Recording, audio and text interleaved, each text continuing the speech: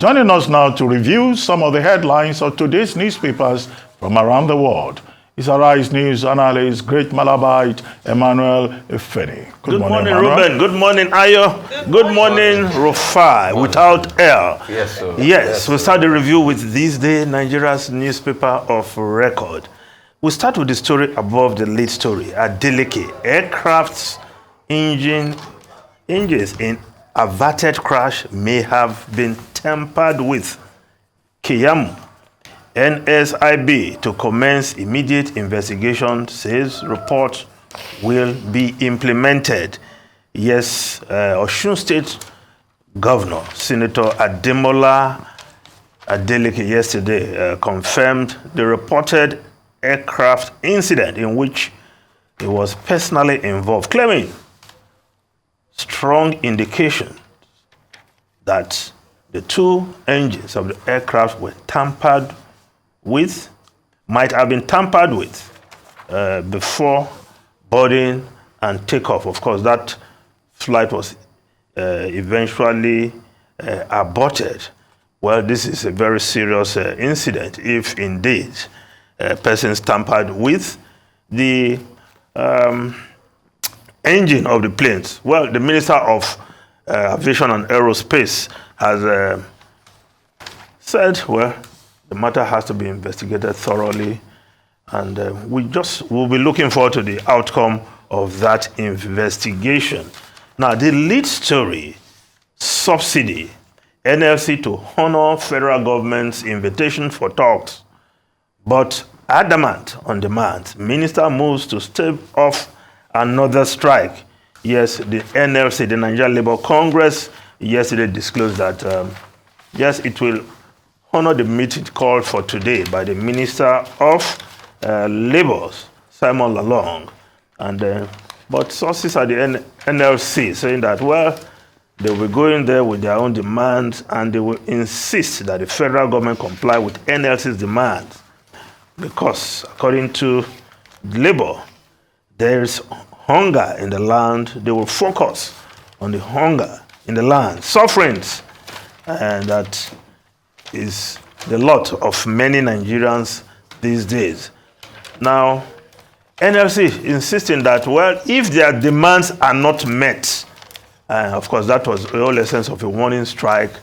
If by the end of the meeting their demands are not met, then certainly by September 22nd, there will be total strike, and they will lock down this economy.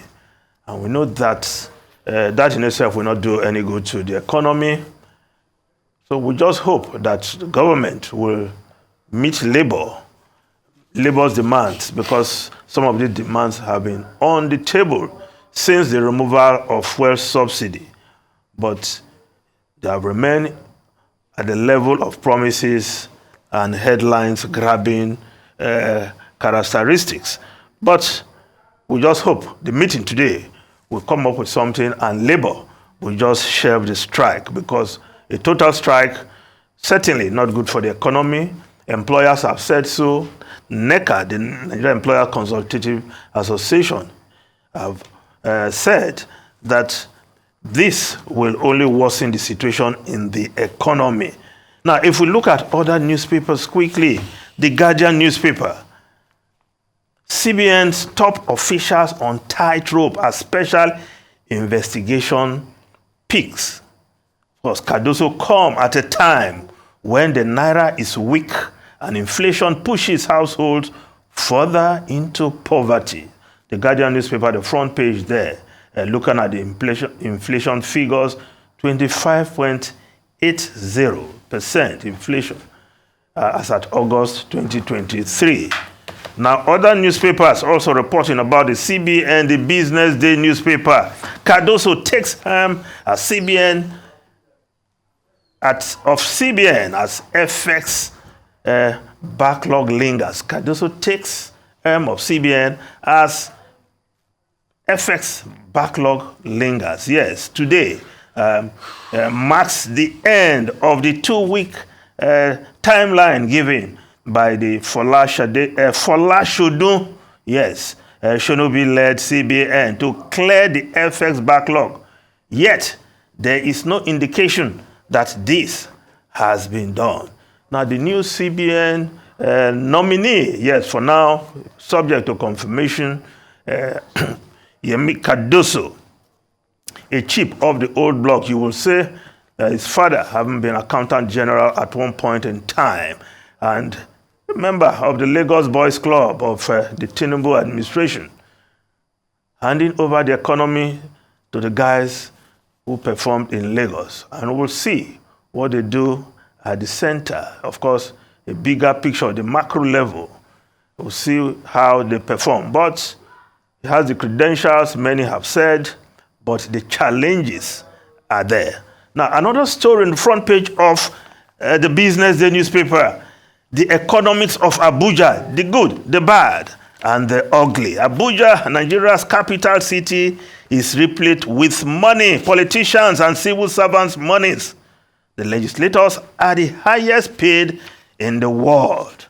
And the country's, the report goes on to say, yes, the country's leading politicians and top government mandarins who mainly live in the capital city are said to augment their remunerations with proceeds of corruption. According to Yaga, Africa calculates that the country has lost $582 billion to corruption since independence in 1960. The money in Abuja, the economics of Abuja, according to the Business Day newspaper. Now, the Daily Sun newspaper, panic in CBN as probe expands. Investigators beam searchlight on top staff firms, cronies. Anxiety as anchor borrowers loan recovery deadline elapses. Emefiele resign in August. Sources, that's what the Daily Sun is reported. The story below the photograph. Shake up in NNPCL as 3 EVPs retire. President approves replacements. Airstrikes destroy over 30 illegal oil refining sites in Rivers. Now, the New Telegraph newspaper, 577 billion naira anchor borrowers outstanding payment. Security operatives moves against defaulters. The New Telegraph is reported as repayment deadline expires today. Beneficiaries protest as CBN takes steps to recover COVID-19 loans. A lot of deadlines, of course, lapsing today, and we'll see how that pans out. Now, the Punch newspaper, marketers eye fresh fuel price hike as crude hit $94. NATO plans price hike raises concern over federal government insistence on 617 naira per litre petrol price. Operators insist petrol subsidy returning gradually. NNPCL gets 3 new VPs. Well, of course, when you deregulate, when you remove subsidy, the price of petrol will be subject to fluctuations in the international oil market. And right now, the NNPC seem to be holding down the price, whether for good of the people or for the good of the economy, certainly not. But that is the situation right now. Crude oil selling at $94 per barrel. Ordinarily, Nigeria should be rejoicing, but we know when you import all your petroleum products, despite being blessed with crude oil as a nation, that is the kind of dilemma you face, whether to rejoice for the oil price going up or to cry, because petroleum prices likely to go up as a result is the dilemma we face in this country until we do things right. Refine your petroleum products at home, stop importing petroleum products, and you will not be subject to the vagaries. Yes, you say, well, we'll reflect the price, but if you are not importing, there's a lot you can do without necessarily subsidizing anything. Now, the Vanguard newspaper asks anger as Arrow, the Revenue Mobilization and Fiscal Commission defends jumbo pay of National Assembly members. Others, it is disheartening, unjustifiable, unacceptable. NLC, NECA is heartless. Anchor Briggs, it is insensitive. Labour Party, I support living wage for all. Abdul Oro making that statement there. Now, the Blueprint newspaper, why we can't increase Tinubu's minister's salary, Revenue Mobilization and Fiscal Commission. That's what, because times are difficult, but the legislators are having jumbo pay. While the Abuja Inquirer is reporting Hurricane Wike jitters in FCTA. Top officials want redeployment. Abuja Inquirer is the paper. Fear of probe over contract variations. Wike, okay. Ruben Rufai, and I'd like Ayo. to talk about this story because it concerns every young girl out there that has been sexually abused one way or the other. It's the story of this scandal that broke out. The Minister of Women Affairs apologized over a controversial statement where she was taped on the call and she was, advising the girls, that were in the middle of all this sexual scandal with the professor out of the University of Calabar. And, a couple of groups out there have berated her. She has tendered a public apology. But I'm just saying this for the interest of people that have been sexually assaulted. I heard the whole conversation and I was shocked. I was scared. When a woman brings a claim forward, let her follow through the process, not try to gaga in any way, shape, or form. We should be following it through. The police? The police and the authorities. Yeah, let's be specific. You get? Let the process go to the end, not a minister gagging on the phone and say, oh, if you don't get your facts right, you know that this and that will happen to you. No. And we shouldn't do that. I'm happy she's apologized, but that's another new low.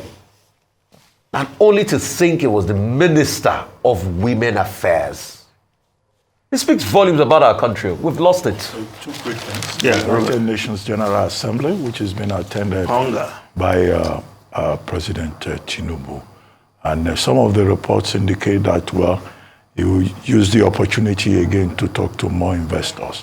And we're hoping that that will yield dividends for the benefit of Nigerians. After all, from the trip to India, Indorama, just signed a memorandum of understanding with MPPCL, to be able to do more in terms of gas, and I think that that's important. But at this year, the major issue has been climate adaptation. And you've had so many protesters since Wednesday on the streets of New York, forcing the issue about climate adaptation and insisting that world leaders must show a commitment, to reducing sponsorship of further fossil fuels, production and all of that. So the climate, of course, is right on the table, particularly now that we're told that in the UK, there's a threat of Hurricane Lee, which can result in, in one day, a whole 11 days worth of, of rainfall. But thank you very much, Emmanuel Feni. We'll see you tomorrow.